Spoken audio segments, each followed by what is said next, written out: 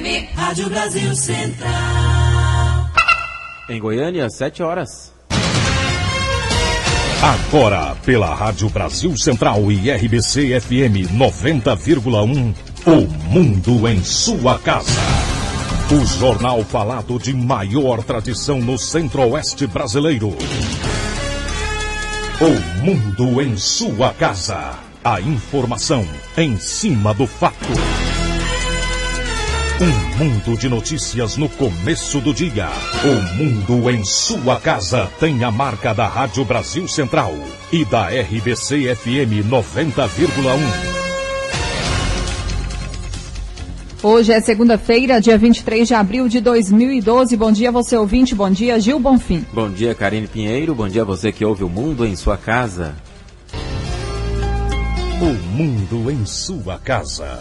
Tempo e temperatura. A previsão do tempo para hoje em Goiânia é de céu nublado, encoberto e com pancadas de chuva e trovoadas. A temperatura máxima pode chegar aos 29 graus. A umidade relativa do ar fica entre 95% e 50%. E neste momento os termômetros marcam 21 graus em Goiânia. 7:1. O Mundo em Sua Casa. Manchetes dos jornais brasileiros. O Globo, entre socialista e Sarkozy, voto radical decidirá segundo turno francês. Folha de São Paulo, socialista e Sarkozy vão ao segundo turno na França. O estado de São Paulo, grupo de Cachoeira, acumulou 30 milhões de reais, aponta a Receita. Correio Brasiliense, planos de saúde, cardiologistas suspendem atendimentos. Estado de Minas, quando maus tratos passam a ser tortura. Jornal do Comércio, Esporte Salgueiro saem na frente. 0 hora, relatório revela por que a maioria dos crimes não é investigada por DPs. Valor econômico, exportador inseguro com dólar. O Popular, Goiás e Atlético abrem vantagem. Diário da Manhã, o FG cresce 78%. Agora são 7h03. O Mundo em Sua Casa. A política em Goiás.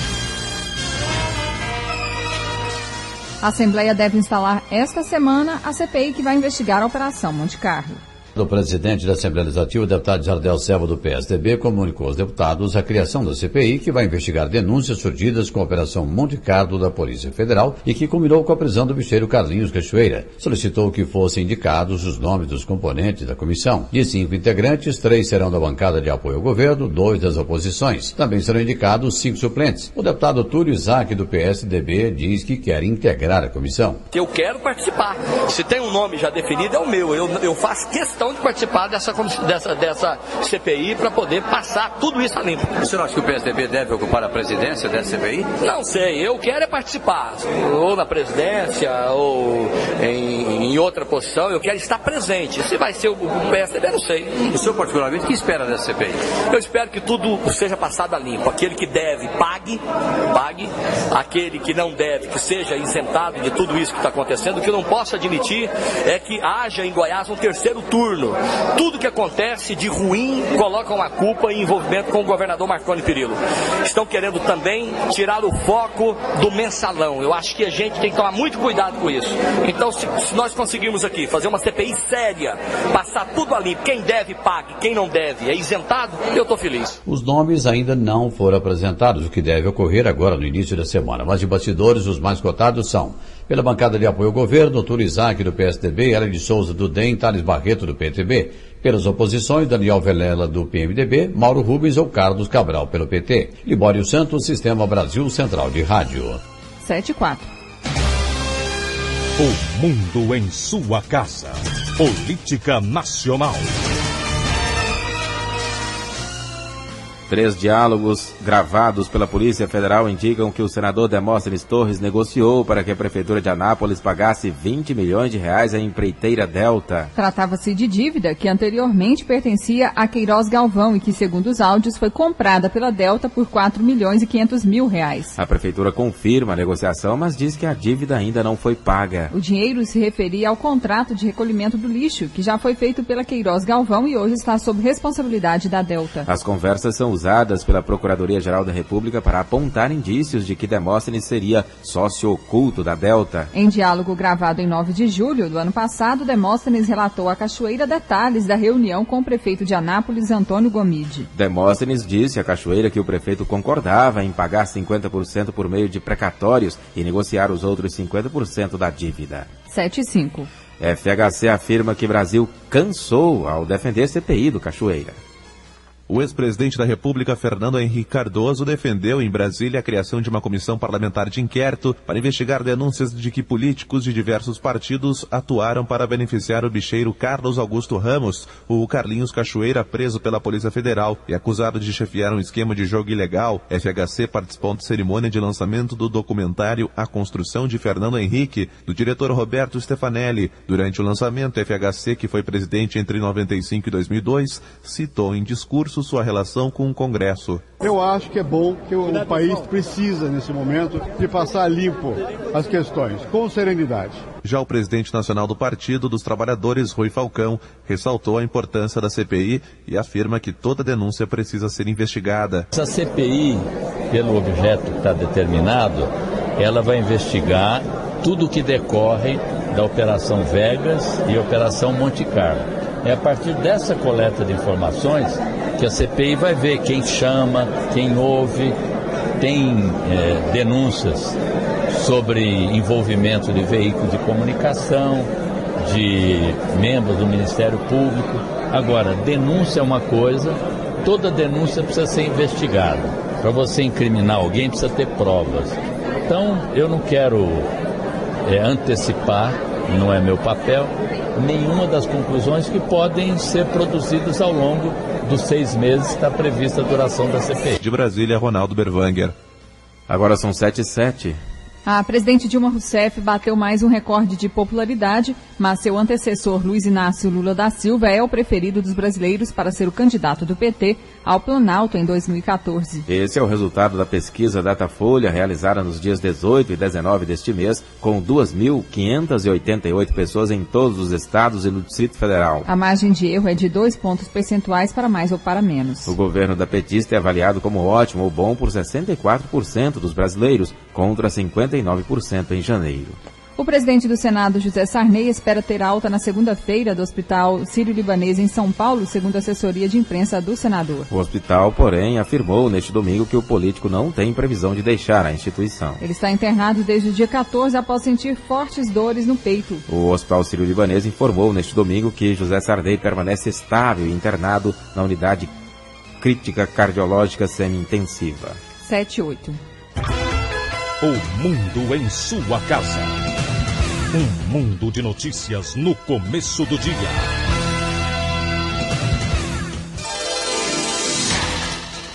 O cantor Pedro Dantas, filho do cantor sertanejo Leonardo, apresentou uma piora clínica em seu estado de saúde, segundo médicos do Instituto Ortopédico de Goiânia. O jovem, que também é cantor de música sertaneja, está em coma induzido desde sexta-feira, depois de sofrer um acidente de carro em uma estrada próxima à divisa entre Goiás e Minas Gerais. De acordo com o diretor do hospital, Newton Tristão, exames feitos na manhã deste domingo mostraram que houve uma piora clínica no edema cerebral de Pedro e o quadro é de instabilidade. Tristão afirmou, porém, que essa piora era prevista dentro da gravidade do caso. Sentença garante acesso de crianças menores de 6 anos ao ensino fundamental. O Ministério Público Federal em Pernambuco obteve sentença judicial que confirma a garantia de acesso de crianças com 6 anos incompletos à primeira série do ensino fundamental. Para isso, a criança deve passar por uma avaliação da escola. A Justiça estendeu a decisão a todo o país. O presidente do Conselho Estadual de Educação de Goiás, José Geraldo Santana, afirma que a decisão vai beneficiar as crianças. Educação é um direito público e subjetivo de todo cidadão brasileiro, nos termos constitucionais desde o nascimento. A idade é um referencial, não é o referencial único e não pode ser absoluto. O Conselho Estadual de Educação vem discutindo essa matéria há muito tempo e entendeu que no dia que a criança completa 6 anos de idade, não importa o dia do ano, ela tem o direito de ingressar no ensino fundamental. Por conseguinte, essa decisão liminar, proferida pela Justiça Federal de Pernambuco, é benéfica, sim, a todos os alunos que se sentiam prejudicados com a resolução do Conselho Nacional de Educação, a juízo do Conselho Estadual de Educação de Goiás, inconstitucional. De acordo com o presidente do Conselho Estadual de Educação de Goiás, José Geraldo Santana, quem tiver problemas ao tentar matricular menores de 6 anos deve procurar o Conselho. Podem procurar diretamente o Conselho Estadual de Educação. Se a escola tiver jurisdicionada ao órgão, a autorização será liminar, não há necessidade nem de discussão coletiva. O presidente do Conselho, o presidente da Câmara de Educação Básica, tem competência para baixar a liminar, garantindo a matrícula. O Conselho Estadual de Educação de Goiás funciona no 5º andar do Palácio de Prata, na Praça Tamandaré, em Goiânia. O telefone é 3201-4717. Patrícia Almeida para o Sistema Brasil Central de Rádio. 7:11. Jovens com idade entre 18 e 25 anos representam 54% dos presos em flagrante na região metropolitana da capital. De acordo com o relatório que traça o perfil das prisões realizadas no primeiro trimestre deste ano, das 385 pessoas presas em flagrante, 209 têm entre 18 e 25 anos. Os números são do 2º Comando Regional da Polícia Militar, responsável pela segurança de 12 cidades e uma população de 1.100.000 habitantes nas proximidades da capital. 78% das prisões estão relacionadas aos crimes de roubo, furto, porte de arma, tráfico de drogas e receptação. Segundo o Coronel Silvio Benedito Alves, comandante do 2º CRPM, a maioria dos jovens presos volta a cometer crimes quando são soltos. Segundo ele, a reincidência é o resultado da impunidade. O que faz esses jovens reincindirem? É a certeza da impunidade. As nossas leis realmente são umas leis frouxas, umas leis que não mantêm as pessoas encarceradas. O Brasil optou por uma política do desencarceramento, não querem construir presídios, não querem fazer esses presos pagarem pelo que fazem. Então isso tem sido um grande motivador da pessoa ser presa 1, 2, 3, até 5 vezes, porque mal a polícia faz a sua prisão, eles já soltam. Um total de 20 operações permanentes estão entre as ações da Polícia Militar para combater a criminalidade na região metropolitana da capital. Mas, de acordo com o Coronel Silvio Benedito Alves, há déficit no efetivo da PM. A região metropolitana tem crescido muito em volta da capital e realmente hoje nós temos um déficit de efetivo. Nós precisaríamos aí de um maior efetivo. Nós estamos aguardando o concurso público, que o governador e o secretário do Estado, nesse semestre agora ou no próximo semestre, haverá 1.000 vagas para a Polícia Militar. E nós estamos no aguardo, porque, segundo a ONU, o ideal seria a cada 250 habitantes um policial. E hoje a gente tem um déficit de 3 por 1 nessa situação. O relatório do 2º Comando Regional revelou ainda que a maioria das prisões foi efetuada em Aparecida de Goiânia. Gil Bonfim para o Sistema Brasil Central de Rádio. 7:13. Unidades do VaptVupt da Praça da Bíblia e de Campinas passam a oferecer serviços aos familiares de detentos. A parceria foi firmada entre a Agência Goiana do Sistema de Execução Penal e a Superintendência do VaptVupt da Secretaria de Gestão e Planejamento de Goiás. A partir do dia 3 de maio, as unidades do VaptVupt da Praça da Bíblia e de Campinas passam a oferecer uma série de serviços aos familiares e advogados dos reeducandos do Complexo Prisional de Aparecida de Goiânia e da Casa do Albergado da capital. O diretor de Gestão, Planejamento e Finanças da agência, Antônio Carlos de Lima, destaca que, além do agendamento das visitas semanais, os serviços disponíveis são os mesmos realizados no complexo prisional. Quando o familiar precisar de assistência judiciária, ele também vai até a agência VaptVupt, solicita, requer lá a assistência jurídica gratuita. Nós temos uma equipe de advogado para atender, certidão carcerária também vai ser feito lá, a questão de pecúlio, tudo vai ser requerido lá. A expectativa é de atender entre 70 e 100 pessoas por dia, já que os novos postos de atendimento da AGCEP estão localizados em pontos de fácil acesso. Antônio Carlos informa que, se a demanda pelos serviços for grande, existe a possibilidade de abrir outros postos de atendimento. Se der um movimento acima do normal, nós abrimos um terceiro para o lado de Aparecida, que vai ser no VaptVupt do Buriti Shopping. As unidades dos VaptVupt de Campinas e da Praça da Bíblia receberão um box de atendimento exclusivo da AGCEP com funcionários da própria agência que participaram de treinamento para prestar os atendimentos e esclarecer possíveis dúvidas da população. Débora Orcida para o Sistema Brasil Central de Rádio. 7h15. Quarta edição da Festa Literária de Pirenópolis quer estimular a leitura entre as crianças. De 2 a 6 de maio, a cidade de Pirenópolis, a 120 quilômetros de Goiânia, abrirá seus pontos de divulgação cultural para as atividades da 4ª Festa Literária de Pirenópolis, a Flipiri. O Cine Pirineus, a Praça da Leitura, o Teatro de Pirenópolis, Sebastião Pompeu de Pina e as escolas públicas receberão uma programação cultural que inclui bate-papos, contações de histórias, falação de poesias, shows, concertos musicais e saraus. A abertura oficial do evento será no dia 3, com a apresentação da Banda Pequi. Nesta 4ª edição, a festa fará homenagem aos escritores José Mendonça Teles e ao pirenopolino Isócrates de Oliveira. O escritor, jornalista e músico Luiz Fernando Veríssimo é o convidado especial da Flipiri. Além de participar de bate-papo, mesa redonda e sessão de autógrafos, Luiz Fernando Veríssimo fará um show com sua banda de jazz no dia 5 de maio.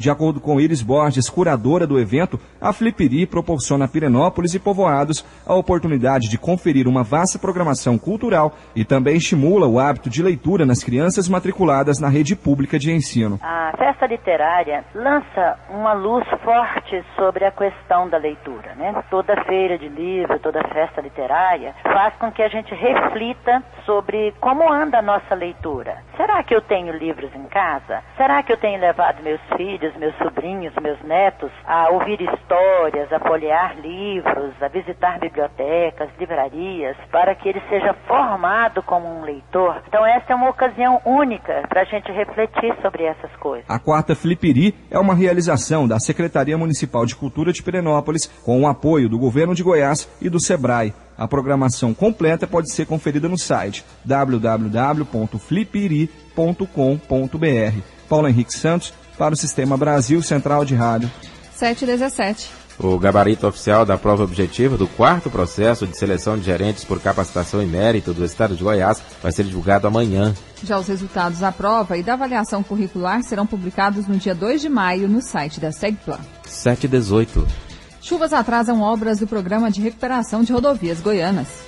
Até agora já foram recuperados cerca de 600 quilômetros pavimentados de um total de 2.081 previstos na primeira etapa do Programa de Restauração das Rodovias Estaduais. De acordo com o diretor de manutenção e operação da AGETOP, Francisco Humberto Moreira, o período chuvoso atrapalhou o cronograma de obras, mas a primeira fase do programa será concluída até meados do ano. O programa começou ano passado, tivemos paralisado durante o período chuvoso, reiniciamos as obras agora no dia 19 de março. Mas ainda vários trechos, são 24 lotes e 42 trechos, mas vários trechos ainda tivemos ainda chuvas nesse período aí que atrasou um pouco a incrementação, mas o balanço positivo que nós temos é que o ano passado nós conseguimos fazer 526 quilômetros de rodovia dos 2.081 planejados. E esse ano nós já estamos trabalhando, avançando bastante com essa reconstrução. Segundo o diretor, as rodovias que dão acesso às cidades turísticas são prioridades do programa de recuperação. Estamos trabalhando na reconstrução da GO 118 que vai para Alto Paraíso, estamos trabalhando na região ali de Cocalzinho para Pirenópolis, estamos trabalhando na 164 de Goiás até São Miguel do Araguaia e Aruanã, estamos trabalhando na GO 330 indo para Catalão. Essas rodovias todas estão sendo trabalhadas para melhor condição de trafegabilidade. O programa de recuperação das rodovias goianas, que conta com recursos do Fundo de Transportes criado no ano passado, chamou a atenção de outros estados em reunião de governadores do PSDB na semana passada. O diretor de manutenção e operação da AGETOP, Francisco Humberto Moreira, informou ainda que o programa prevê a restauração de 6.000 quilômetros de rodovias até 2014. Gil Bonfim para o Sistema Brasil Central de Rádio. 7h19. Especialista em trânsito alerta que nova lei de mobilidade urbana só vai pegar se houver engajamento dos governantes e da população. A nova lei, que já está em vigor, institui as diretrizes da Política Nacional de Mobilidade Urbana, dando prioridade a meios de transporte não motorizados e ao serviço público coletivo. Entre as medidas previstas está a restrição da circulação de carros em horários pré-determinados. Além disso, a lei permite a cobrança de tarifas para a utilização da infraestrutura urbana e espaços exclusivos para ônibus e bicicletas. O especialista em gestão em trânsito, Cícero Romão, considera a lei um avanço. No entanto, é necessário que a sociedade mude de comportamento e estabeleça novas prioridades. Caso contrário, esta será mais uma legislação que não vai sair do papel. O poder público está, vamos dizer assim, viciado em ações corretivas. E ações corretivas não resolvem por muito tempo. tem que haver um planejamento para que a gente parta para ações preventivas. Mas para que haja ações preventivas, tem que ter engajamento de toda a sociedade. E essa mudança não é fácil para quem está acostumado a andar no seu próprio veículo, com o seu poder econômico, tirar isso da cabeça da sociedade é muito difícil. A nova lei vai exigir que os municípios com mais de 20 mil habitantes elaborem planos de mobilidade urbana em até 3 anos, que devem ser integrados aos planos diretores. Essa obrigação já é imposta aos municípios com mais de 500 mil habitantes. As cidades que não cumprirem a determinação podem ter os repassos federais destinados a políticas de mobilidade urbana suspensos. Karine Pinheiro para o Sistema Brasil Central de Rádio. 7h21. Técnica fotográfica mostra o crescimento urbano de Goiânia. Essa ferramenta é chamada de ortofoto ou ortofotografia. Por meio dela, é possível realizar medições exatas e ter uma visão mais abrangente e detalhada da cidade. Isso permitirá à Secretaria Municipal de Planejamento, Urbanismo e Fiscalização monitorar os loteamentos irregulares da cidade, buscando promover a regularização fundiária. O secretário da CEPLAN, Lívio Luciano, afirma que o sistema é de suma importância para as decisões estratégicas da cidade que vão beneficiar a população. Eu citaria, por exemplo, aqui a construção próxima a nascentes e mananciais. Isso tudo é detectado através da ortofoto. Outra situação, loteamentos irregulares que foram feitos ao longo dos anos em Goiânia e que precisam ser regularizados. Através da ortofoto nós temos uma precisão muito grande, uma exatidão em relação à dimensão territorial de cada lote. Ao contrário de uma fotografia aérea simples, que sempre apresenta deformações causadas pelas perspectivas da câmera, da altitude ou da velocidade com que se move a câmera, a ortofoto faz uma representação livre de erros. A última atualização de Goiânia foi feita em 2006 e várias mudanças ocorreram nesse período, destaca Lívio Luciano. Já observamos um aumento muito grande em relação ao número de prédios, edifícios. Observamos também alguma desobediência à parte ambiental. Quer dizer, isso foi feito agora, grosso modo, apenas para o comparativo. O projeto custou cerca de 2 milhões aos cofres do município e, segundo o secretário da CEPLAN, essa ferramenta dá um suporte para ações de planejamento e projeto em grande escala e, acima de tudo, estabelece políticas importantes para a população. Débora Orcida para o Sistema Brasil Central de Rádio. Agora são 7h23. Vamos saber agora como foi o trabalho da polícia no último final de semana nas rodovias que cortam Goiás. Libório Santos, bom dia. Libório, bom dia. Bom dia, tudo bem? Tranquilo? Tudo bem. Graças a Deus. Olha, nas últimas 24 horas, nas rodovias goianas, foram registrados 50 acidentes, 23 feridos e 2 pessoas morreram. Os acidentes mais graves, saída de pista ontem por volta das 8h30 da noite, BR-153, quilômetro 443, entre Anápolis e Jaraguá, Vectra, placa JTV 4817 de Anápolis. O motorista saiu gravemente ferido, a passageira Célia Maria dos Santos Rosa, 49 anos, fatal. Atropelamento de animal na GO-64, quilômetro 6, entre Paraúna e Acreúna, moto placa KEB 6373. O condutor Antônio Wilson dos Santos Souza, vítima fatal. Segundo informações da Polícia Rodoviária Estadual, esse motociclista teria atropelado um animal, caiu e na sequência também foi atropelado. Só que o segundo veículo não foi identificado. Libório Santos, Sistema Brasil Central de Rádio. O mundo em sua casa. Um mundo de notícias no começo do dia.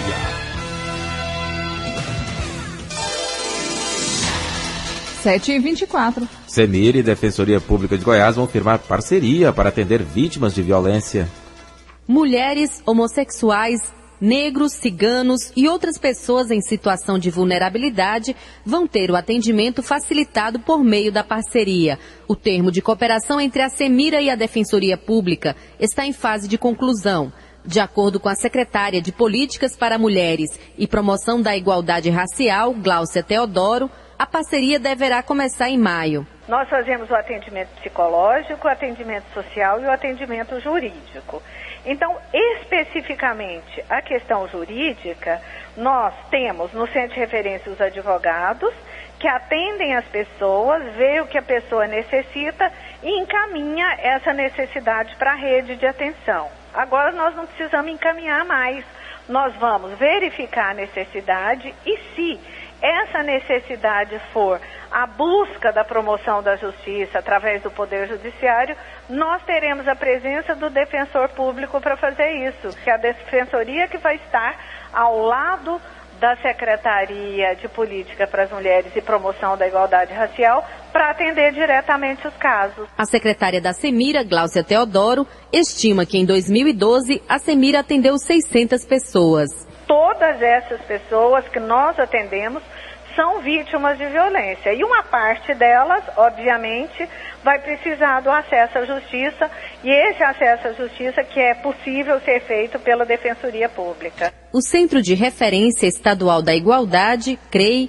funciona no antigo Colégio Rui Barbosa, na Avenida Goiás, entre a Avenida Paranaíba e a Rua 55. Patrícia Almeida para o Sistema Brasil Central de Rádio. 7h26. Pesquisa aponta que cerca de 1/4 da população brasileira tem dificuldade visual ao ler.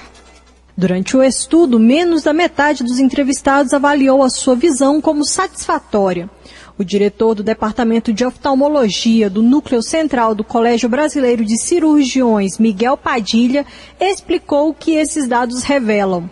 Num país continental como o Brasil, com 200 milhões de habitantes, há necessidade de mais pessoas serem examinadas no sentido de podermos detectar problemas oculares que podem interferir sobremaneira na atividade delas, melhorando inclusive a performance visual numa série de atividades. Por exemplo, vamos focar um pouco no nicho das crianças que estão sendo alfabetizadas.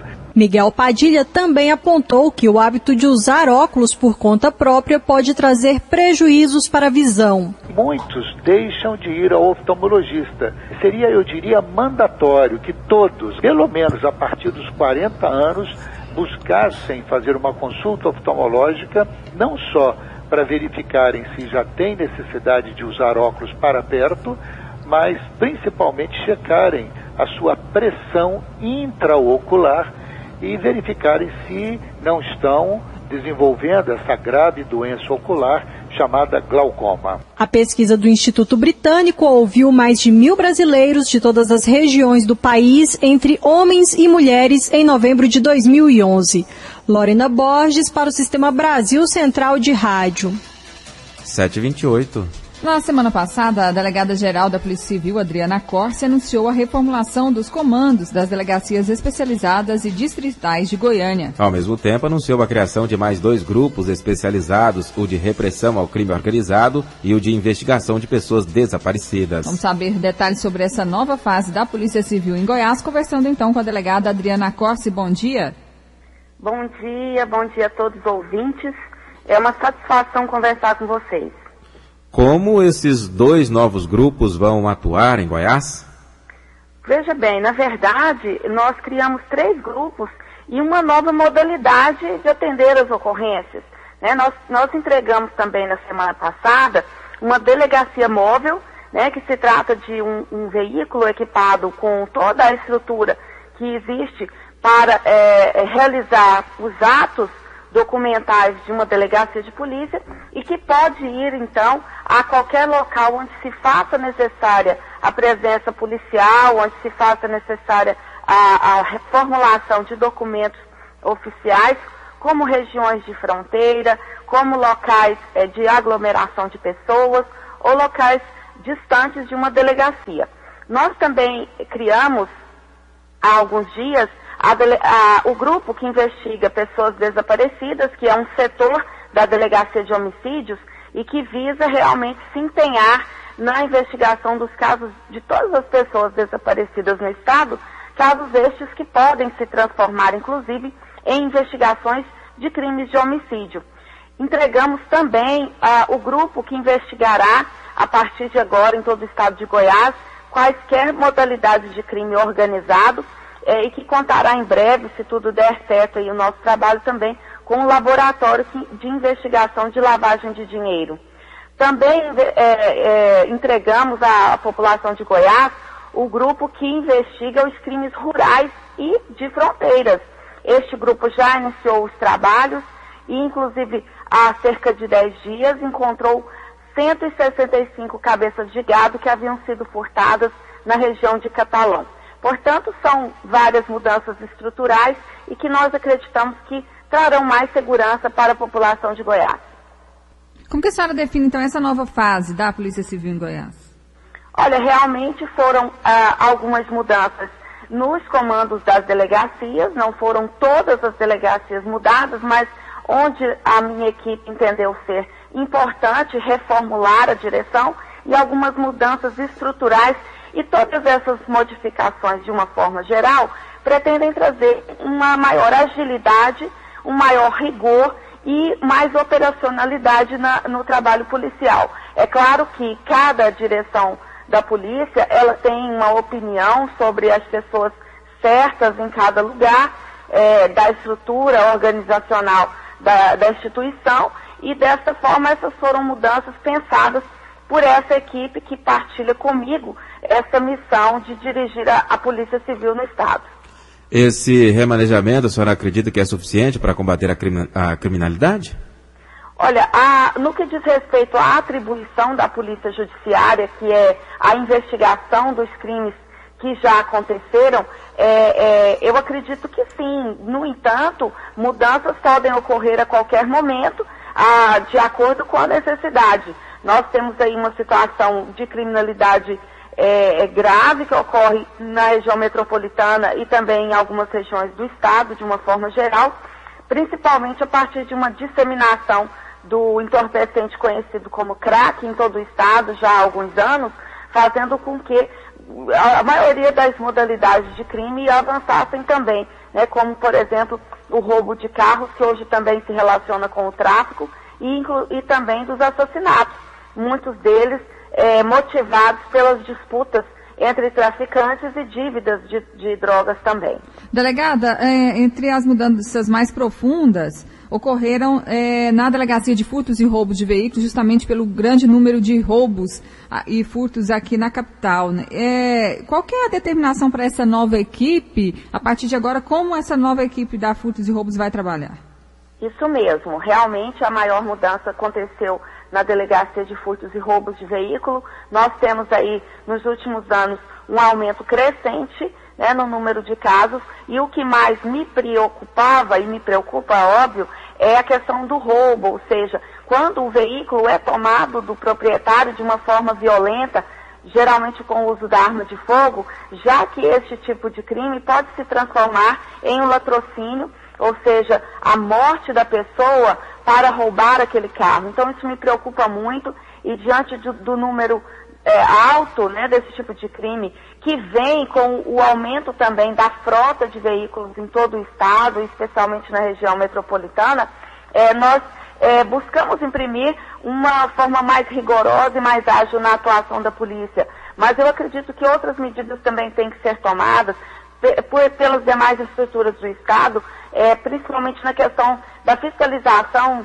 de leilões e de vendas de veículos usados e batidos, o que também tem aumentado, né? É um fator que faz com que se aumente o número de veículos roubados. Mas, de uma forma geral, nós orientamos no sentido de que a delegacia se torne cada vez mais ágil, se torne cada vez mais rigorosa no monitoramento e prisão de ladrões de veículo e de quadrilhas que promovem esse crime no estado. Adriana Corse, delegada-geral da Polícia Civil de Goiás, obrigado pela entrevista aqui ao Mundo em Sua Casa. Um bom dia. Um bom dia, eu agradeço a oportunidade e nós estamos sempre à disposição. Delegada-geral, então, Adriana Corse, falando então sobre essa nova fase da Polícia Civil em Goiás. 7h35. Equipe médica do Hospital Geral de Goiânia capacita profissionais com método para alívio de dores na coluna.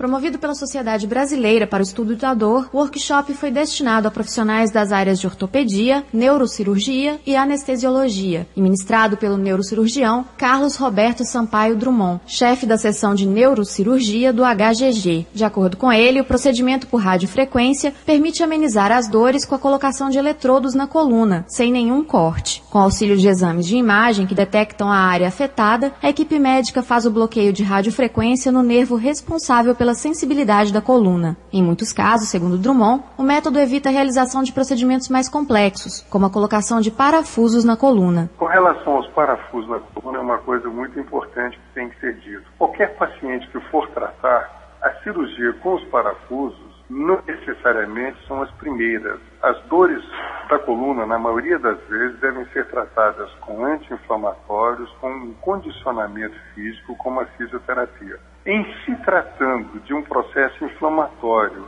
e os nervos que levam à mobilidade da perna não estão comprometidos, aí nós usamos a radiofrequência. O tratamento da dor por meio de radiofrequência foi criado no Hospital das Clínicas de São Paulo na década de 80. Atualmente, Goiânia é um dos polos de desenvolvimento do método. Heloísa Amaral para o Sistema Brasil Central de Rádio. 7h36. Senai promove em Goiânia a Olimpíada do Conhecimento. Começa hoje a etapa estadual da Olimpíada do Conhecimento, promovida pelo Senai. Trata-se de uma competição que tem o objetivo de avaliar a qualidade da educação profissional do Estado. O coordenador do evento e diretor de Educação e Tecnologia do SESI Senai Goiás, Manuel Costa, falou sobre a importância dessa Olimpíada. A Olimpíada do Conhecimento, por sua vez, é uma forma de integração também dos conhecimentos em educação profissional. Nós estamos, desta forma, tentando chamar a atenção dos jovens para o acesso e a permanência na educação profissional, aos cidadãos e cidadãs, especificamente de Goiás, avaliar a própria educação profissional, tornar uma vitrine para o mundo do trabalho, valorizando a potencialidade do jovem goiano e promovendo a qualidade e a qualificação, no caso específico do Senai e do Senac, para a indústria e comércio goiano. A Olimpíada do Conhecimento será realizada até a próxima quinta-feira. Lorena Borges para o Sistema Brasil Central de Rádio.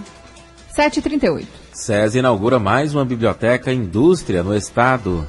A ideia é levar conhecimento ao trabalhador da indústria que fica até 8 horas no trabalho. Com isso, facilitar o acesso de cada um à biblioteca por meio de mídia impressa e eletrônica. O SESI sempre busca parceria com uma grande indústria e implanta a biblioteca, além de acompanhar. Quem explica é a gerente de Educação Básica e Continuada do SESI Goiás, Ângela Maria Buta. Nós monitoramos o uso, orientamos também quanto ao uso de livros, abastecemos essa biblioteca com os livros, com periódicos, com jornais locais, com jornal de grande circulação no estado de Goiás, com gibis, com DVDs.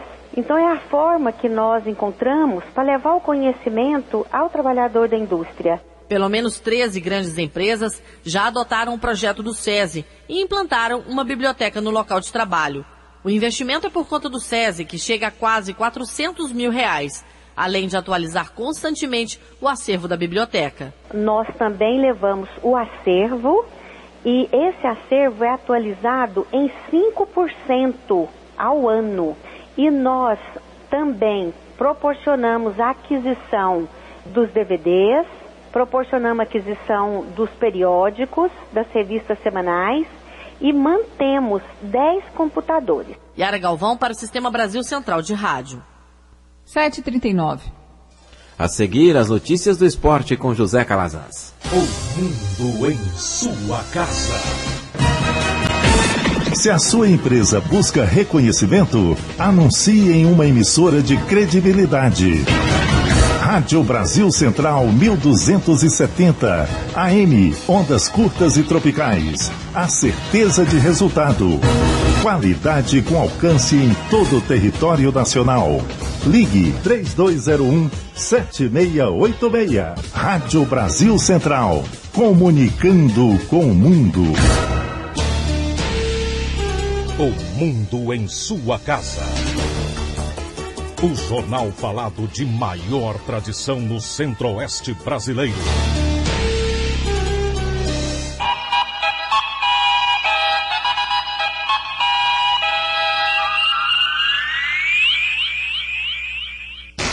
O mundo em sua casa. Esporte. Bom dia. Depois de 5 provas e vencer o alemão, Sebastian Vettel quebrou o jejum e conquistou sua primeira vitória em 2012 no Grande Prêmio do Bahrein neste domingo.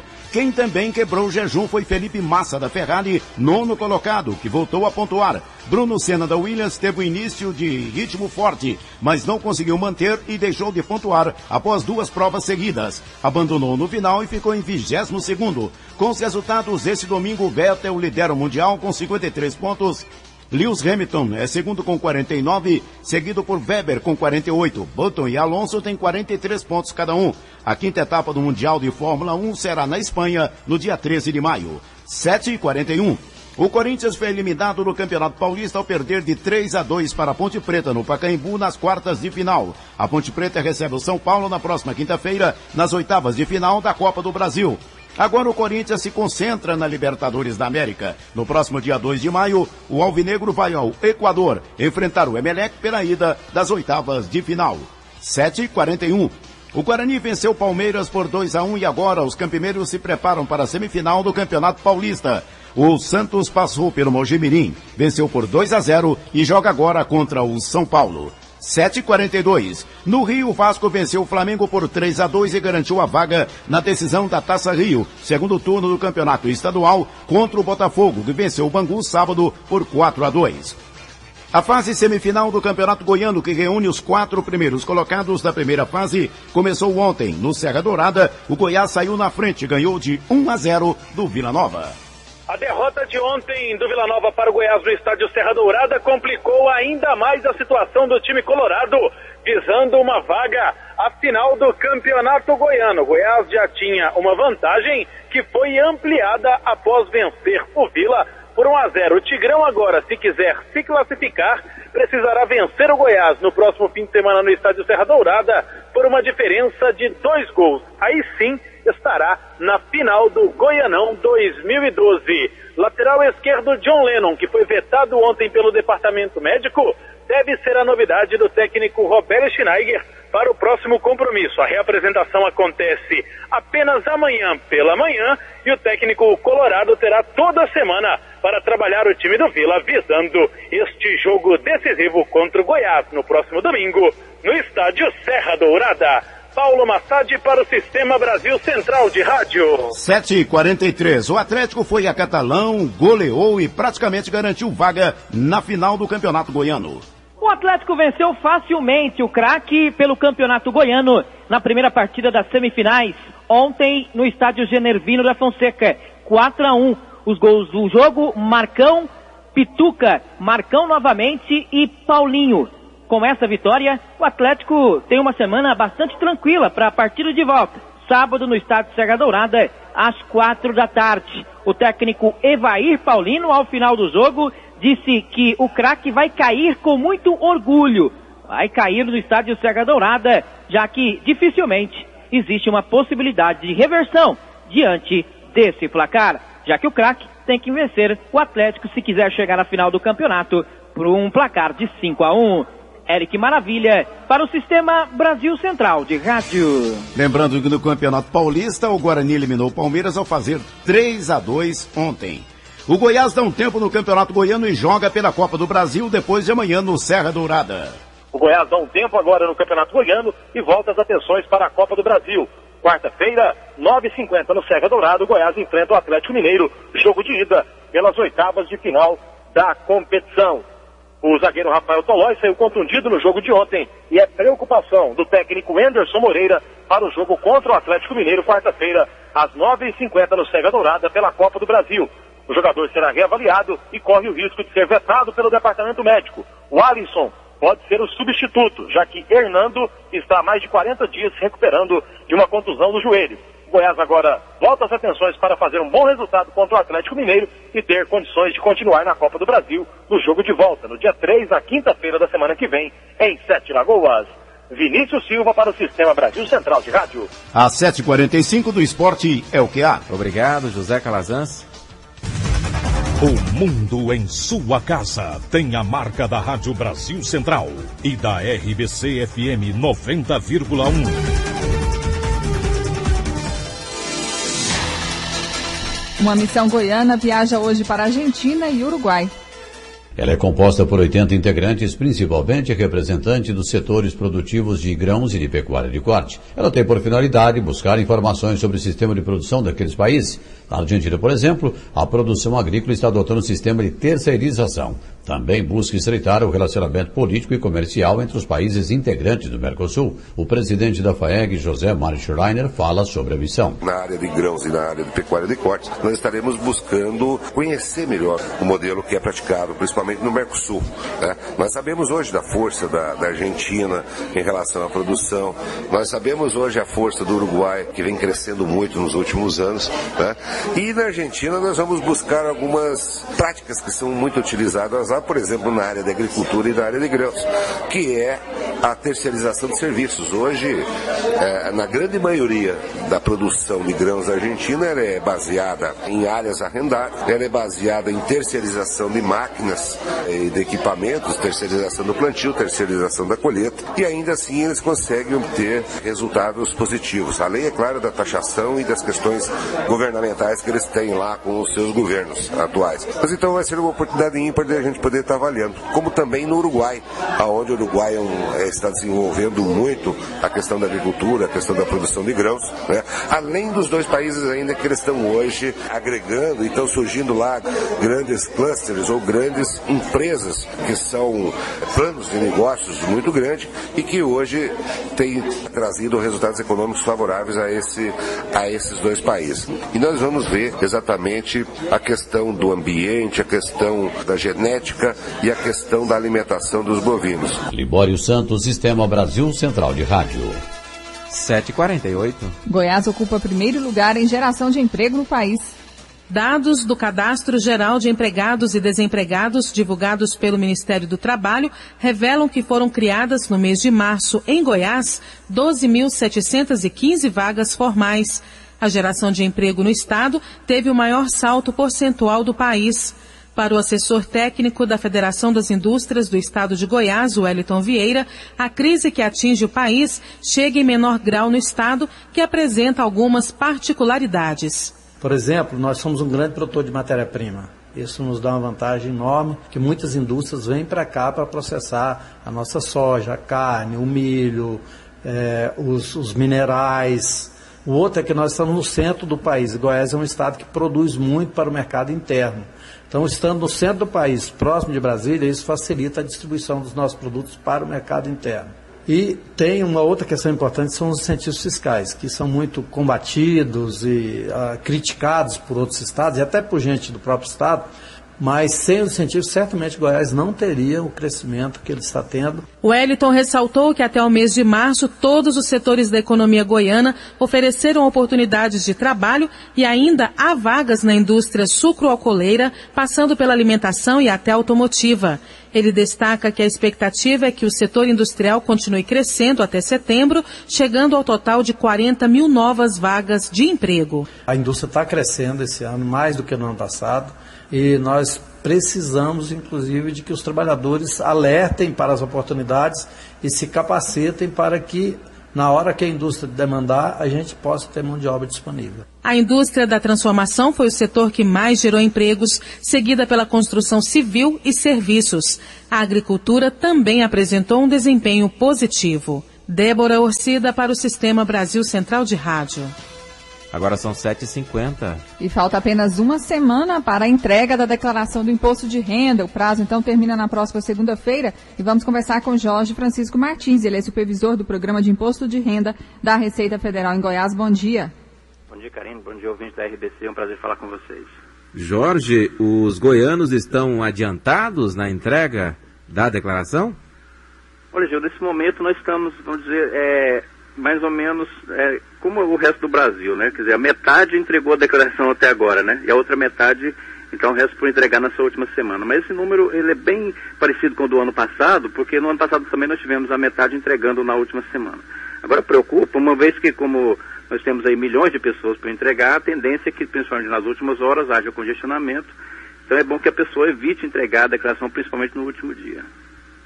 Os goianos estão tendo muitas dúvidas em relação ao preenchimento? Sim, nós temos algumas dúvidas muito importantes que as pessoas estão tendo com relação, por exemplo, a rendimentos recebidos acumuladamente e principalmente relacionado ao plano de saúde, uma vez que agora, devido ao fornecimento do plano, das informações do plano de saúde para a Receita Federal, as pessoas estão em dúvida com relação aos dependentes. Quando é que ele pode declarar um determinado dependente e quando ele não pode, né? Os rendimentos dos dependentes e também as despesas com plano de saúde. Porque é importante frisar que as pessoas, elas podem declarar, por exemplo, um plano de saúde de um dependente se aquele dependente constar na sua declaração de rendimento, do imposto de renda. Se aquele dependente não fizer parte, aquela despesa não é dedutível na sua declaração. Jorge, quantos goianos ainda faltam para entregar a declaração? Nós estamos aí com em torno de 390 mil declarações entregues, né? Um total de 780, ou seja, nós estamos atingindo aí a metade, né? Mais 390 mil goianos devem entregar a declaração nessa última semana.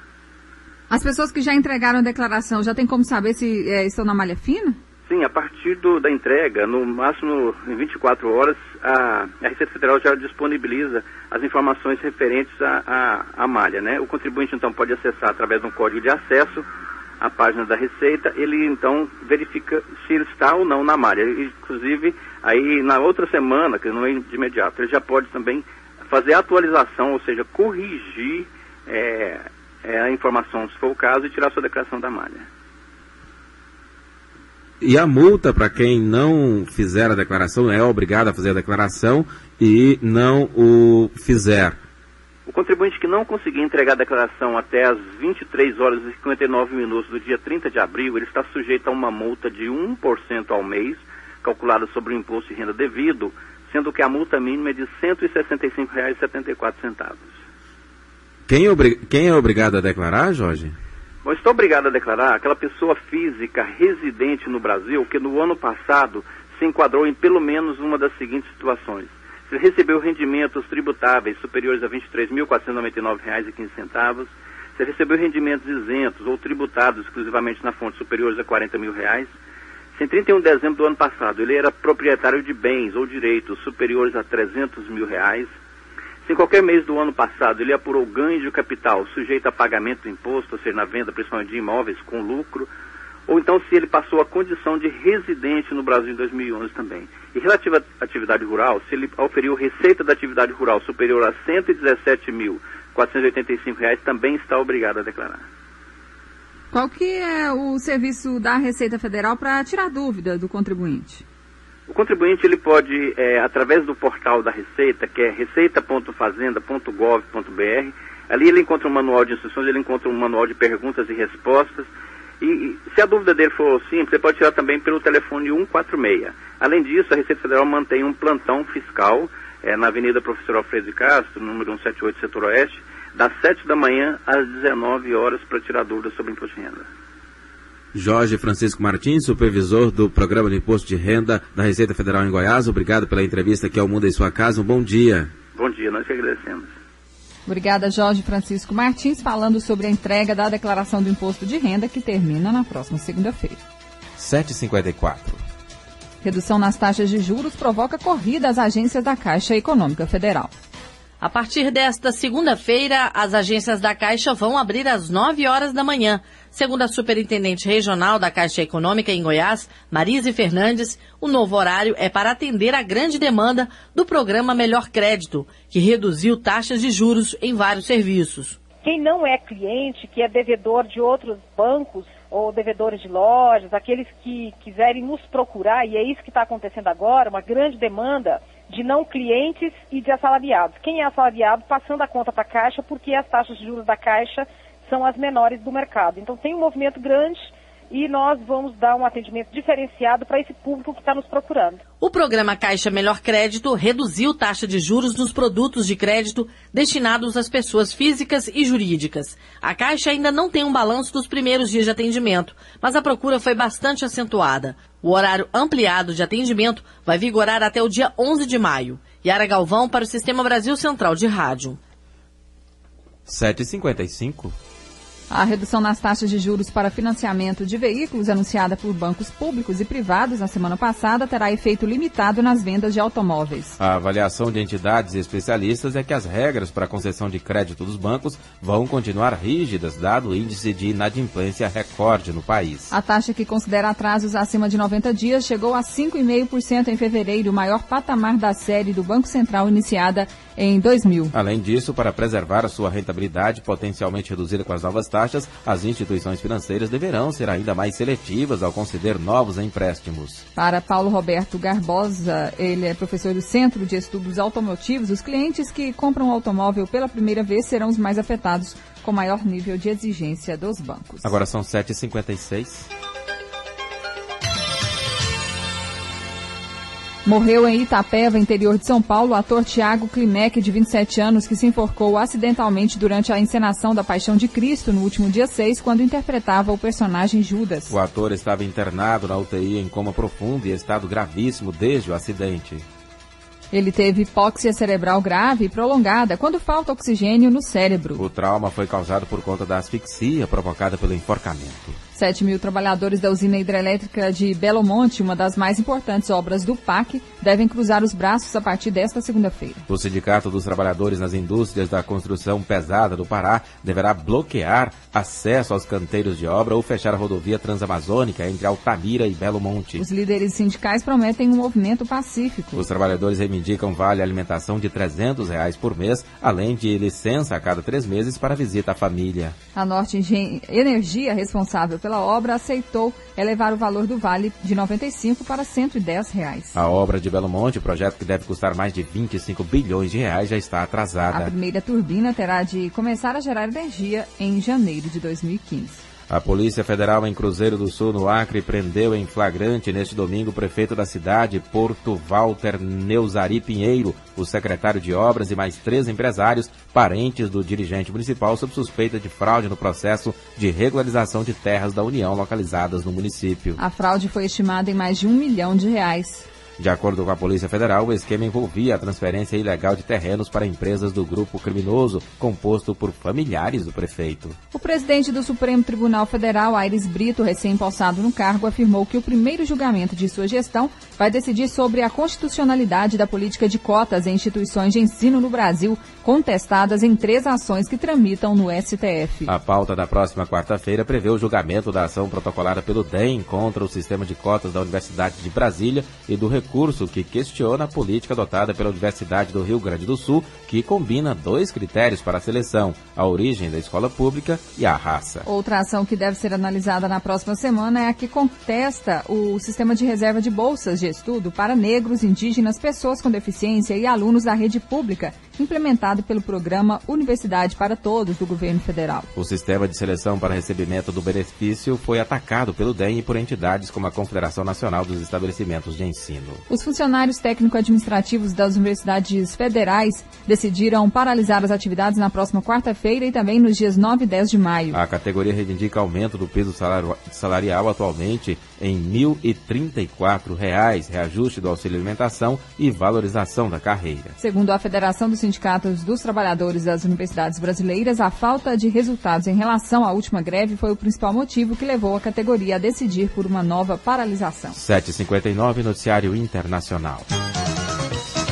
O Irã começou a fabricar uma réplica do avião espião não tripulado americano RQ-170 Sentinel, que capturou no início de dezembro passado, perto da fronteira com o Afeganistão. O general Amir Ali, chefe da unidade aeroespacial do Corpo de Guardiães da Revolução, assegurou que os especialistas iranianos estão nos últimos períodos do projeto para decifrar os códigos do avião. Em Goiânia, 8 horas, e termina mais uma edição do Mundo em Sua Casa, que teve a apresentação de Karine Pinheiro e Gil Bonfim. Redação e edição: Adam Mendes, Antônio Correia, Marcelo Cabral e Wendel Franco. Direção de estúdio: Ione Chagas. Chefes de reportagens: Ione Chagas e Almir Costa. Operação de áudio: Otair José. Central técnica: Thaís Oliveira e Frederico Pita. Gerência do sistema de rádio: Sueide Barbosa. Direção de Tele Rádio Difusão: Abadia Lima. O Mundo em Sua Casa volta amanhã às 7 da manhã. Obrigado pela sua audiência e até lá. Bom dia, Karine. Bom dia, até amanhã. Este foi, pela Rádio Brasil Central e RBC FM 90,1, O Mundo em Sua Casa. O jornal falado de maior tradição no Centro-Oeste brasileiro. O Mundo em Sua Casa. A informação em cima do fato. Um mundo de notícias no começo do dia. O Mundo em Sua Casa voltará sempre com a marca da Rádio Brasil Central e da RBC FM 90,1.